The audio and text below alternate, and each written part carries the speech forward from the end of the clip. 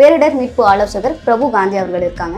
இப்போ ரீசெண்டாக வந்து மஞ்சுமல் பாய்ஸ்ன்னு சொல்லி ஒரு படம் வந்துச்சு. அந்த படத்தை கூட நீங்கள் பார்த்துருக்கீங்க, கைது வச்சு தான் ரெஸ்கியூ பண்ணாங்க. பட் இந்த மாதிரியான டூஸ் அண்ட் டோன்ஸில் மூவியில் கொஞ்சம், ஏன்னா சென்சார் போர்டு ஆல்சோ இல்லை டு டேக் கேர், இந்த மாதிரியான தப்பான விஷயங்களை எடுத்துகிட்டு போகக்கூடாது.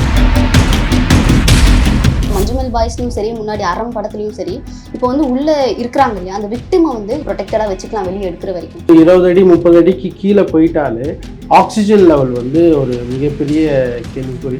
ஸோ விஷவாயு தாக்கிறதுக்கான அபாயங்கள் இருக்கும். எவ்வளோ ஆழத்தில் இருந்தால் சீக்கிரம் நம்மளால காப்பாற்றிட முடியும்? 30 feet வரைக்கும் we can do immediately. Sujith கேஸில் என்ன நடக்குன்னா எல்லாமே டிலேடு டிசிஷன் மேக்கிங் தான். 50 அடியில் 30 அடிக்கான மெஷர்ஸ் எடுக்கிறாங்க. ஸோ ஒரு வில் பவர் இருக்கணும், உள்ளே அனுப்புகிற அளவுக்கு வில் பவர் இருக்கணும். கீழே விழுந்தவங்களுக்கு என்னென்னா நம்ம தைரியத்தை கொடுக்கணும், அது இருந்தாலே போதும். இதுதான் போர்வெல், இது அண்டர் கொண்டு இப்படி போகுது, ஓகேங்களா, இப்படி அண்டர் கொண்டு போகுது. அப்போ இந்த லெவலில் இருக்குது இந்த பைப்பை ஏன் மேலே ஒரு 3 அடிக்கு தூக்கி வைக்கக்கூடாது? ரொம்ப சிம்பிள். அந்த பைப்பு மினிமம் ரிஸ்க் இருக்கிற டைம்ல நம்ம கண்ட்ரோல் மெஷர்ஸ் எடுத்துட்டா எப்பேற்பட்ட உயிர்களும் நம்மளால் கண்ட்ரோல் பண்ண முடியும். அண்ட் லாஸ் ப்ரிவென்ஷன் டெக்னிக் சொல்லுவாங்க.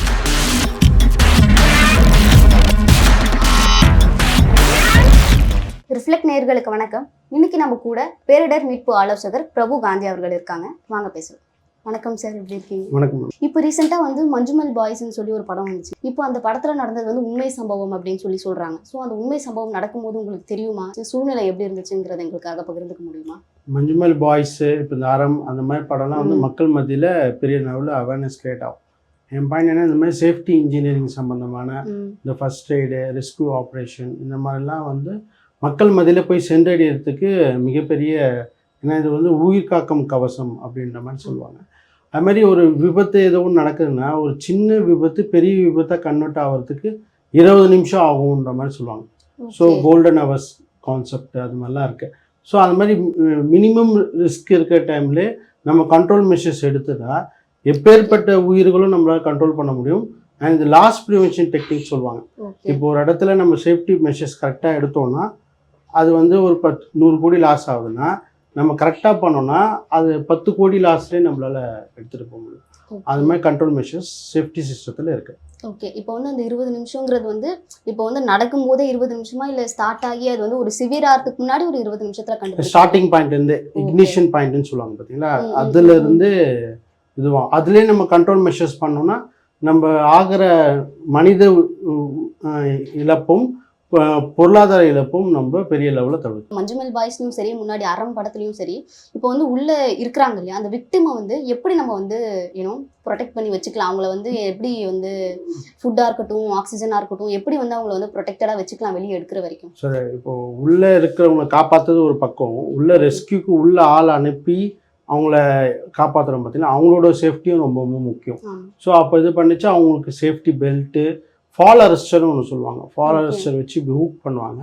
அது எப்படின்னா டிசெண்டிங்காக போகாது, மேலே மட்டும்தான் போகும், அசெண்டிங். ஸோ அவங்களே தவறி விழுந்தாலும் அவங்க உருவி போகாத அளவுக்கு அது காப்பாற்றும். அதான் ஃபால் அரெஸ்டர், கீழே விழுகாமல் தடுக்கிறது தான் ஃபால் அரெஸ்டர். இந்த மாதிரி ஒரு செகண்டரி ப்ரிகாஷனோட வேலை செய்கிறது ரொம்ப முக்கியம். அது மாதிரி ஒரு 20 அடி 30 அடிக்கு கீழே போயிட்டாலே ஆக்சிஜன் லெவல் வந்து ஒரு மிகப்பெரிய கேள்விக்குறி. ஸோ விஷவாயு தாக்கிறதுக்கான அபாயங்கள் இருக்கும்.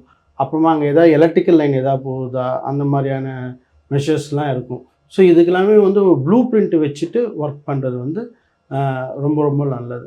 அதே மாதிரி இந்த மாதிரி ரெஸ்கியூ ஆப்ரேஷன் அப்படின்னு ஒன்று நடக்கிற டைமில் எங்கள் இதில் வந்து எமர்ஜென்சி மாக் ட்ரில் அப்படின்னு சொல்லுவாங்க. ஸோ எமர்ஜென்சி மிட்டிகேஷன் பிளான் அப்படின்னு சொல்லுவாங்க. எமர்ஜென்சி மிட்டிகேஷன் பிளான் தான் வந்து உயிரை வந்து அதான் சொல்லுவாங்களே, தலைக்கு வந்து தலப்பா போச்சு அப்படின்வாங்க. அந்த மாதிரி கான்செப்டில் நம்ம ப்ரிவென்ஷன் டெக்னிக் பண்ணோன்னா எப்பேற்பட்ட உயிரும் நம்மளால் காப்பாற்ற முடியும், பொருளாதார இழப்பும் நம்மளால் கண்டிப்பாக தடுக்க முடியும். இப்போ வந்து ஒரு ப்ரிகாஷனரி மெஷர் நீங்கள் எடுத்துகிட்டு இருப்பீங்க. இப்போ செகண்டரி மெஷர்ஸாக வந்து என்னென்ன இருக்கும்? ஏன்னா இப்போ நம்ம பண்ணுற மிஷன் ஃபெயில் ஆச்சு அப்படின்னு சொன்னால் அடுத்து இது பண்ணலாம்னு சொல்லி எந்தெந்த மாதிரியான மெஷர்ஸ்?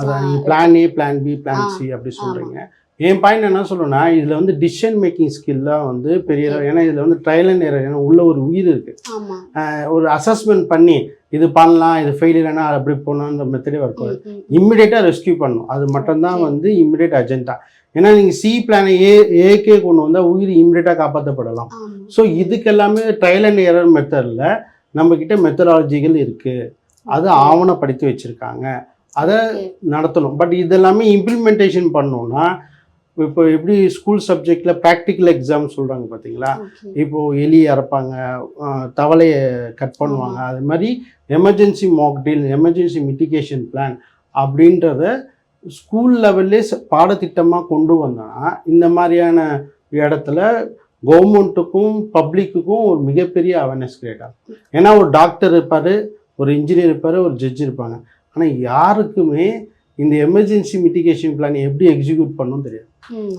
ஒரு ஜட்ஜுக்கே தெரியாது, ஒரு டாக்டருக்கு தெரியாது, ஒரு பிஹெச்டி கூட முடிச்சிருப்பாங்க, ஒரு ஃபயர் எக்ஸ்டிங்விஷர் எப்படி யூஸ் பண்ணணும் தெரியாது. பிஹெச்டி படிச்சிருப்பாரு, ஆனால் ஒரு ஃபயர் எக்ஸ்டிங்விஷர் எப்படி யூஸ் பண்ணணும் தெரியாது. ஓகே, இந்த மாதிரி படிக்க வரவங்களுக்குமே கூட இப்போ நம்ம வந்து ஹாஸ்பிட்டல் போகிறோம்னா நீங்கள் சொன்ன மாதிரி இதை இப்போ எலியாக இருக்கிறது, தவளா இருக்கிறதுங்கிற மாதிரி இப்படிதாங்கிறது கற்றுக் கொடுப்பாங்க இல்லையா. இப்போ இதுக்கான ப்ராக்டிக்கல் கிளாஸஸ் எப்படி சார் இருக்கும்? இது வந்து யாருன்னா மாட்டினா தான் நம்மளால போய் ஒரு ப்ரிகாஷனரி மெஷரை எடுக்க முடியும் போது இப்போ இது வந்து எப்படி வந்து இதை கற்றுக் கொடுப்பாங்க? ஸோ அது கரெக்டான பாயிண்ட் வந்துட்டீங்க. எமர்ஜென்சி மாக் ட்ரில் அப்படின்னு ஒரு கான்செப்ட்லேயே ஒரு டம்மி பொம்மை மாதிரி ஒன்று போட்டுட்டு அதை வச்சுட்டு ரெஸ்கியூ ஆப்ரேஷன்ஸ் பண்ணுவாங்க. அதே மாதிரி ஆட்கள் போகாத இடத்துலையும் ஒரு ஆர்டிஃபிஷியல் லிம்பை வச்சு எப்படி பண்ணணும், என்ன ஆப்ரேஷன் பண்ணணும், நிறைய மாடர்ன் டெக்னிக்லாம் வந்திருக்குங்க. ஆட்டோமேஷன் வந்துருச்சு, மிஷின் லேர்னிங் வந்திருக்கு. இதில் எல்லாமே வந்து தொழில்நுட்பம் சார்ந்த பேரிடர் மீட்பில் நம்ம டெக்னிக்கலாக உள்ளே இன்வால்வ் பண்ணணும். ஏன்னா மனித உயிர் வந்து விலை மதிப்பெற்ற உயிர். அந்த இடத்துல வந்து நம்ம டாக்டர் நிறைய படத்தில் சொல்ல பார்த்தீங்கன்னா, கண்ணாடி ஒருத்தர் 10 நிமிஷம் முன்னாடி வந்து கூப்பிடுறேன். ஸோ சேஃப்டி நீங்கள் கரெக்டாக ஃபாலோ பண்ணிங்கன்னா படத்தில் அந்த டைலாக்கே எடுத்துடலாம். அதான் திருப்பி சொல்கிறேன். நீங்கள் சேஃப்டி நீங்கள் கரெக்டாக ஃபாலோ பண்ணிங்கன்னா கடவுளே கைவிட்டால் கூட சேஃப்டி காப்பாற்றும். Safety is first. So safety இன்ஜினியரிங்கை வந்து கரெக்டாக புரிஞ்சுட்டிங்கன்னா ரெஸ்கியூ ஆப்ரேஷனில் எப்பேற்பட்ட உயிரும் நம்மளால் காப்பாற்ற முடியும். இப்போ நிறைய ட்ரெயின்லலாம் ஆக்சிடென்ட் நடக்கிறச்சு நிறைய மிலிட்ரி பீப்புள் 30-40 பேர் உயிரை காப்பாற்றுறாங்க. சின்ன சின்ன டிப்ஸு தான். நீங்கள் இம்மிடியட்டாக அந்த கம்பியை பிடிங்க. இப்போ பிடிக்கிறது வந்து பெர்மனன்ட் ஸ்ட்ரக்சராக பிடிக்கணும். ஒரு நம்ம வெயிட் அண்ட் பாடியை தாங்குற ஸ்ட்ரக்சராக இருக்கும். இல்லை சிம்பிள் லாஜிக். ஆனால் இது அந்த டைமில் பீப்புளுக்கு சொல்கிறதுக்கு உண்டான இன்ஸ்ட்ரக்ஷன் இல்லை சார். இப்போ வந்து பார்த்தீங்கன்னா இந்த படத்துலையுமே எப்படி காட்டுறாங்கன்னா வந்து ஒரு கயிறு உள்ளே விட்டு இன்னொரு மனுஷனை உள்ளே விட்டு தான் காப்பாற்றுறாங்க. இப்போ உள்ளே போகிறவங்களுடைய உயிரியுமே இப்போ பணையம் வச்சு தான் போகிற மாதிரி இருக்குது. இப்போ இதுக்கு வந்து வேறு எதனா டெக்னாலஜிஸ் இருக்கா? சந்திரயான் அனுப்புகிறோம், ககன்யான் அனுப்புகிறோம், புல்லட் ட்ரெயின் வந்துடுச்சு. ஓகே, அந்த படத்தை கூட நீங்கள் பார்த்துருப்பீங்க, கயிறு வச்சு தான் ரெஸ்கியூ பண்ணாங்க. பட் இந்த மாதிரியான டூஸ் அண்ட் டோன்ஸில் மூவியில் கொஞ்சம், ஏன்னா censor board also will have to take care. இந்த மாதிரியான தப்பான விஷயங்களை எடுத்துகிட்டு போகக்கூடாது. ஓகே, அதில் வந்து ஃபாலோவர்ஸ்ட்டு சொன்னோம் பார்த்தீங்களா, ஃபாலோவர்ஸை கட்டிட்டு உள்ளே போகிற ஒரு விஷயம் தயக்காமல் இருக்குது. ஸ்கேபான்னு ஒன்று சொல்லுவாங்க. அதாவது சாதாரண ஆக்சிஜனில் ஒரு விஷவாயு வந்தாலும் தாங்கக்கூடிய அளவுக்கு பண்ணணும். அது மாதிரி உள்ள ரெஸ்கியூ ஆப்ரேஷன் பண்ணுறாங்க பார்த்தீங்களா, அந்த மனிதனோட உடல் திடகாற்றம் அது ரொம்ப ரொம்ப முக்கியம். ஓகேங்களா. ஸோ ஆல்ரெடி இதில் எக்ஸ்பீரியன்ஸான எக்ஸ்பர்டைஸை தான் உள்ளே இன்வால்வ் பண்ணோம். ஏதோ ரோட்டில் போகிற சின்ன குழந்தைய நிறைய இடத்துல என்ன பண்ணுவாங்கன்னா, தம்பி மாட்டினா அண்ணனை உள்ளே அனுப்புவான், ஏன்னா அண்ணன் காப்பாற்றுவான் அப்படின்ற ஒரு எண்ணத்தில். இதெல்லாம் வந்து ஒரு தப்பான ஸ்ட்ராட்டஜி. அப்போ எந்த மாதிரியான ஆட்களை வந்து இதுக்கு எடுப்பாங்க சார்? இவங்க உள்ளே போனால் கரெக்டாக இருக்கும், இவங்க இதுக்கு வந்து கரெக்டாக இருப்பாங்கன்னு சொல்லி எப்படி ஆட்களை சூஸ் பண்ணுறாங்க? டிசாஸ்டர் மேனேஜ்மெண்ட் டீம்னு ஒன்று இருக்குது சார். எல்லா டிஸ்ட்ரிக்ட்லையும் இருக்காங்க. அவங்க இதுக்குன்னு ட்ரெயின் அப் பண்ணியிருக்காங்க. இப்போ எப்படி ஃபயர் டிபார்ட்மெண்ட்டில் பாம்புக்கு பிடிக்கிறதுக்குன்னு ஒரு டீம் இருக்கும். எல்லாருமே போய் பாம்பு ஃபயர் டீமில் போய் இது பண்ண மாட்டாங்க. அது மாதிரி இதுக்கும் ஒரு டீம் இருக்குது, ரெஸ்கியூ பண்ணணும். அதை திருப்பி சொன்னோம், கண்டினியூஸ் மானிட்டர். இந்த மாதிரியான விஷயங்கள் வந்து தொடர்ச்சியாக ட்ரில் பண்ணணும். மாக் ட்ரில் பண்ணுறச்சு தான் இதில் எக்ஸ்பீரியன்ஸஸ் பெரிய லெவலில் வரும். பட் இந்த மாதிரி எக்ஸ்பீரியன்ஸ் பண்ணிச்சு பப்ளிக்கும் இன்வால்வ் பண்ணணும். நிறைய என்ன பண்ணுறோன்னா, இப்போ 2 நாளைக்கு முன்னாடி கூட ஏர்போர்ட்டில் பார்த்தோம், ஃபார் ஃபயர் ட்ரில் பண்ணுறாங்க, இட்ஸ் குட். ஆனால் அதில் பப்ளிக் இன்வால்வ்மெண்ட்டே இல்லை. பப்ளிக் இன்வால்வ்மெண்ட்டோட ஒரு எமர்ஜென்சி மாக் ட்ரில் பண்ணால் தான் அந்த விஷயம் சக்ஸஸ் ஆகும். இப்போ வந்து எவ்வளோ ஆழத்தில் இருந்தால் சீக்கிரம் நம்மளால் காப்பாற்றிட முடியும்? இவ்வளோ ஆழத்தில் இருந்தாங்கன்னா நமக்கு வந்து கொஞ்சம் பயப்பட வேண்டாம், நம்ம சீக்கிரம் எடுத்துடலாம், அல்லது வந்து 30 feet சார், 30 feet வரைக்கும் we can do immediately. நீங்கள் சுஜித் கேஸ் கூட உங்களுக்கு தெரியும் நினைக்கிறேன். சுஜித் கேஸை நான் டேரெக்டாக நிறைய இன்புட் கொடுத்துருக்கேன். சுஜித் கேஸில் என்ன நடக்குன்னா, எல்லாமே டிலேடு டிசிஷன் மேக்கிங் தான். 50 அடியில் 30 அடிக்கான மெஷர்ஸ் எடுக்கிறாங்க, 100 அடியில் 50 அடிக்கு உண்டான மெஷர்ஸ் எடுக்கிறாங்க. அப்போ அது ஃபெயிலியர் தான் ஆகும். இது எல்லாருக்குமே தெரியும். அதான் சொல்ல, ஒரு பாப்பாவோட உயிரை பணையம் வச்சுட்டு ஒரு மனித உயிரை பணைய வச்சுட்டு நம்ம ட்ரையல் அண்ட் எரர் எடுத்துகிட்டே போகக்கூடாது. எல்லா வர்ஸ்ட் சீனாரியோக்கும் கவர்மெண்ட்டுக்கு ரெஸ்பான்சிபிலிட்டி இருக்குது. யார் இருக்கோ இல்லையோ அவங்களுக்கு ரெஸ்பான்சிபிலிட்டிஸ் ஃபிக்ஸ்டு. அவங்க இந்த மாதிரியான சீனியரிஸ்க்கு எல்லாமே ரெடியாக இருக்கிறதுக்கு ஒரு மெத்தடாலஜி போட்டு வச்சுருக்கணும், ஒரு ரிஸ்க் அசஸ்மெண்ட் போட்டு வச்சுருக்கணும், ஜாப் சேஃப்டி அனலைசிஸ் சொல்லுவாங்க, இது எல்லாமே இருக்கும். இந்த மாதிரி இதை வந்து வெளியே டிஸ்பிளேல இருக்கும். ஆனால் இதெல்லாம் இருக்கான்னு பார்த்தா ஒரு பெரிய கொஸ்டின். Okay sir. இப்போ வந்து இதில் 2 பேரோட மைண்ட் செட்டையுமே நம்மளால் யூகிக்க முடியல. உள்ளே இருக்கிறவங்க வந்து எப்படியாச்சும் வெளியே வந்துருவோமா வரமாட்டோமாங்கிற மாதிரியான மைண்ட் செட்டில் அவங்க உள்ளே இருக்காங்க. இப்போ வெளியே இருந்து உள்ளே போகிறவங்களுக்குமே அதுதான், அவங்களுக்குன்னு ஒரு ஃபேமிலி இருக்கும், அவங்களுக்குன்னு ஒரு பர்சனல் லைஃப் இருக்கும், அதெல்லாம் அவங்களும் பணியை வச்சு தான் உள்ளே போகிறாங்க. இப்போ 2 பேருனுடைய மைண்ட் செட்டும் எப்படி ட்ரெயின் பண்ணணும், எப்படி டோட்டலி கரெக்டான பாயிண்ட்டுக்கு வரீங்க. It's based on will power தான். இப்போ நீங்கள் டனலில் 44 பேர் மாட்டிட்டாங்க ஜார்க்கண்ட், நல்லா பார்த்தீங்க. அது மீறியும் 10 நாள் கழிச்சு உயிரோடு எல்லாரும் காப்பாற்றுறதுன்னா only because of their construction worker. Construction ஒர்க்கர்னா உங்களுக்கு தெரியும், உடம்பு நல்லா திடகாட்டமாக இருக்கும், நல்ல உடல் உழைப்பு கொடுக்குறவங்க. ஸோ அவங்க வில் பவர் தான் வந்து பெரிய லெவலில் காப்பாற்றுது. ஸோ ஒரு வில் பவர் இருக்கணும், உள்ளே அனுப்புகிற ஆளுக்கும் வில் பவர் இருக்கணும். கீழே விழுந்தவங்களுக்கு என்னென்னா நம்ம தைரியத்தை கொடுக்கணும். அது இருந்தாலே போதும், நான் உங்களை காப்பாற்றிடுறோம், காப்பாற்றுறதுக்கு உண்டான எல்லா டீமும் இங்கே இருக்குது, நாங்கள் உங்களை காப்பாற்றுறோம், அதனால் நீங்கள் கவலையப்படாதீங்க, உங்களுக்கு சீக்கிரம் நாங்கள் மீட்டுருவோம் அப்படின்ற ஒரு கான்ஃபிடன்ட் லெவலில் கொடுத்தாலே த திங் வில் கோ. ஏன்னா brain only is controlling everything. பிரெயினுக்கு வந்து ஐயோ போச்சு நம்ம ஏன்னா கொஞ்சம் நீங்கள் கற்பனை பண்ணி பாருங்கள், கண்ணை மூடிட்டு பாருங்கள், குழிக்குள்ளே போயிட்டா ஃபுல்லாக இருட்டாக இருக்கும், உங்களுக்கு ஒரு பயம் இருக்கும், ஆக்சிஜன் லெவலில் கம்மியாயிடும். ஸோ அந்த டைமில் எப்படி போடலாம்? ஸோ எனக்கு தெரிஞ்சு உடம்பு நல்லா இருக்கவங்க உள்ளே போய் மாட்டிக்கினாலே கஷ்டம்தான். அப்போது வேறு ஏதாவது இல் ஹெல்த்து அது மாதிரிலாம் இருந்ததுன்னா அதுக்கான கண்ட்ரோல் மெஷர்ஸ் எடுத்துருப்போம். ஓகே, இந்த மாதிரி நடந்தால் எப்படி வந்து டக்குன்னு உங்களை காண்டாக்ட் பண்ணுறது, நீங்கள் வந்தீங்கன்னா அதை வந்து எவ்வளோ நேரத்தில் வந்து காப்பாற்றிட முடியும் அப்படிங்கிற மாதிரி? எனக்கு தெரிஞ்சு ஒரு இன்சிடென்ட், ஒரு ஆக்சிடென்ட் நடந்துருச்சுன்னா வித்தின் 10 to 15 மினிட்ஸ்க்கு அந்த ஏரியாவுக்கு ரீச் அவுட் ஆகிற மாதிரி தான் டீம் இருக்கணும். ஓகே, கவர்மெண்ட் ஸ்டேட் கவர்மெண்ட்லேயும் பாலிசி இருக்குது, சென்ட்ரல் கவர்மெண்ட்லேயும் அது மாதிரி பாலிசிஸ் இருக்குது. அதுமாதிரி ரெஸ்கியூ டீம் இன்வால்வ் பண்ணுறச்சும் ரெஸ்கியூ ஆகி ஆம்புலன்ஸ் எடுத்தும் போகிறச்சும் சில ஆக்சிடென்ட்ஸ் நடந்திருக்கு. ஓகே, இதுக்காக போகும்போது ஆமாம், ரெஸ்கியூ பண்ணிட்டு போகிறச்சவோ இல்லாட்டி பிக்கப் பண்ண வரச்சோ கூட ஆக்சிடென்ட்ஸ் நடந்திருக்கு. ஸோ அதை எப்படி ஹேண்டில் பண்ணும், அதை எப்படி டேக்கிள் பண்ணும்? இதுக்கு ஒரு பாயிண்ட் என்னென்னா, நீங்கள் ஃபயர் ஸ்டேஷனுக்கோ இல்லாட்டி ஆம்புலன்ஸுக்கோ ஃபோன் பண்ணுறச்ச கரெக்டான ரூட் மேப் சொல்லணும். ரீச் ஆகிற பீப்புள் பப்ளிக்கு வந்து ஃபஸ்ட்டு இன்ஃபார்மர் வரும். யார் ஃபோன் பண்ணி சொல்கிறோமோ, இப்போ இந்த தெருவு, இப்போ ஃபார் எக்ஸாம்பிள் இப்போ காமராஜபுரத்தில் இந்த ப்ராப்ளம் இருந்துச்சுன்னா திடீர்னு ஒரு பவந்திய ஸ்ட்ரீட்டை ரோடு அன்றைக்கி தான் கட் பண்ணியிருப்பான். நீங்கள் ஃபயர் ஸ்டேஷனுக்கு நீங்கள் அந்த இன்ஃபர்மேஷனுக்கு இப்படி கட் ஆகிருக்கு, நீங்கள் இப்படி வராதிங்க, இந்த ரூட்டுக்கு வந்து ரீச் ஆகுங்க அப்படின்னு சொன்னால் it will that is called the golden அவர். நான் சொல்லலை, ஒரு சின்ன ப்ராப்ளம் ஒரு 20 மினிட்ஸ்க்குள்ளே பண்ணால் டாக்டர் கூட நிறைய படத்தில் இப்படி கண்ணாடியை ஒருத்தர் 10 நிமிஷம் முன்னாடி வந்தால் உயிரை காப்பாற்றலாம். ஸோ இது எல்லாமே வில் சேவ். இப்போ வந்து கடைசியாக வந்து மக்கள் வந்து எவ்வளோ அவேர்னஸ் வந்து இப்போ என்னென்னா போர்வெல் வந்து இப்போ சுஜித் கேஸ்லையுமே கூட அது மூடி வைக்காமல் இருந்தனால தான் வந்து குழந்தை உள்ளே வந்துட்டான். அந்த மாதிரி இப்போ ரோட்டில் பள்ளமாக இருக்கட்டும், மழை வரும்போது கூட வந்து இப்போ ரோட்டில் நிறைய பேர் தண்ணி போகணுன்றதுனால வந்து குழி நோண்டிடுறாங்க. இப்போ அதனால வண்டி போகும்போது உள்ளே வந்துடுறது, காவா மூடாமல் இருக்கிறது, இந்த மாதிரி வந்து மக்கள் வந்து எந்தெந்த மாதிரிலாம் இருந்தால் ஃபர்ஸ்ட் இந்த மாதிரி நடக்கிறதே நம்ம கொஞ்சம் தவிர்க்கலாம் அப்படிங்கிறதெல்லாம் வந்து சொன்னீங்கன்னா நல்லா இருக்கும். கரெக்டான விஷயம். இது வந்து கொஞ்சம் பேரிடர் சம்பந்தமாகவும் பெருவெள்ளம் ப்ளஸ் போர்வெல்லில் ரொம்ப சிம்பிளாக ஒன்று பண்ணலாம். இன்ஜினியரிங் கண்ட்ரோல், நான் திருப்பி சொல்கிறது தான். இன்ஜினியரிங் கண்ட்ரோல்னால் மனித தவறுகள் நடந்தாலும் அந்த இன்ஜினியரிங் கண்ட்ரோல் சிஸ்டத்தால் அந்த விபத்தை தடுக்கலாம். ஒன்றுமே இல்லை, பைப்பு வந்து நீங்கள் போர்வெல் பண்ணுறீங்க, இதுதான் போர்வெல்லு, இது அண்டர் கொண்டு இப்படி போகுது, ஓகேங்களா, இப்படி அண்டர் கொண்டு போகுது. அப்போ இந்த லெவலில் இருக்குது, இந்த பைப்பை ஏன் மேலே ஒரு 3 அடிக்கு தூக்கி வைக்கக்கூடாது? ரொம்ப சிம்பிள். அந்த பைப்பு இந்த லெவல்ல இருக்கிறதுனால தான் பாப்பா விழுந்துடுறாங்க, யாரோ விழுந்துடுறாங்க. அந்த போர்வெல்ல மேலே ஒரு 4 அடி ப்ரொஜெக்ஷன்ல வச்சா என்ன ஆகிடும்? எவ்வளோ செலவாக போகுது? அதுக்கு மேலே ஒரு கேப் போட்டால், ஏன்னா எந்த குழந்தை இப்படி போய் அப்படி விழாது, ஓகேங்களா? ஸோ இந்த இடத்துல ஒரு கேப் மாதிரி ஒன்று போட்டு அது மூடிட்டா விபத்துக்கள் போர்வெல்ல வி கேன் ஸ்டாப்.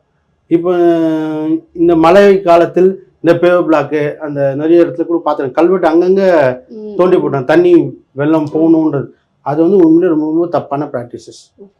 பண்ணால் மாநகராட்சி மட்டும்தான் பண்ணணும். They are only the authorised person to do. ஆனால் அந்த பெருவெள்ளங்காலத்தில் யாரை எப்படி ஆப்ரேஷன் கண்ட்ரோல் பண்ணணுன்றது ஒரு ப்ரொசீஜர் இருக்குது, மக்கள் ஒரு ஆர்வத்தில் பண்ணிடுறாங்க.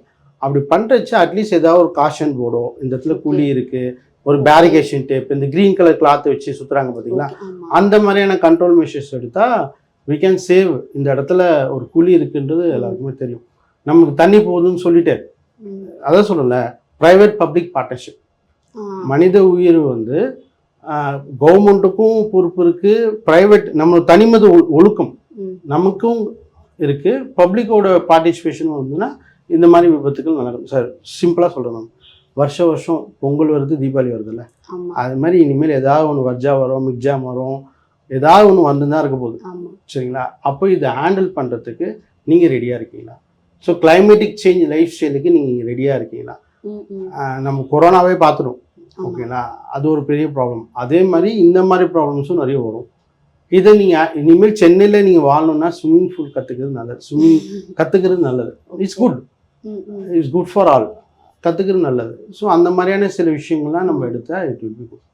இப்போ நீங்கள் ஃபன்னியான நோட்டில் சொல்கிறீங்க ஸ்விம்மிங் கற்றுக்கிறது பெட்டர்னு சொல்லி, பட் இந்த தண்ணிலாம் வந்து வெளியே போகிறதுக்கு இந்த மாதிரியான பிளான்ஸ் பண்ணால் தண்ணிலாம் சீக்கிரம் வெளியே போயிடும், வீட்டுக்குள்ளே வராமல் இருக்கும்லாம் தடுக்க முடியும். வீட்டுக்குள்ளே தண்ணி வராமல் இருக்கிறதுக்கு சென்னை கார்பரேஷன் நினச்சா 30 நாளில் முடிக்கலாம். Okay, just 30 days is enough. Okay, தண்ணி வீட்டுக்குள்ளே வராமல் இருக்கிறதுக்கும் வாட்டர் லாகிங் இல்லாமல் இருக்கிறதுக்கும் அழகாக பண்ணலாம். ஒன்றுமே இல்லை, 100 பைலிங் மிஷின் இருந்தது வச்சுங்க, டிராக்டரோட ட்ரில் போடுற மாதிரி இருக்கும். ஓகேங்களா? 100 பைலிங் மிஷினு 100 ஜேசிபி இருந்தால் போதும், 30 daysல வாட்டர் ஓவர்லாகிங் ஆகாது. ஓகேங்களா? இப்போ ஒரு ஃபார் எக்ஸாம்பிள் 10 அடிக்கு ஒரு ட்ரெயின் போடுறாங்கன்னா மழை காலத்தில் பேவர் பிளாக்னு ஒரு சிஸ்டம் இருக்கு.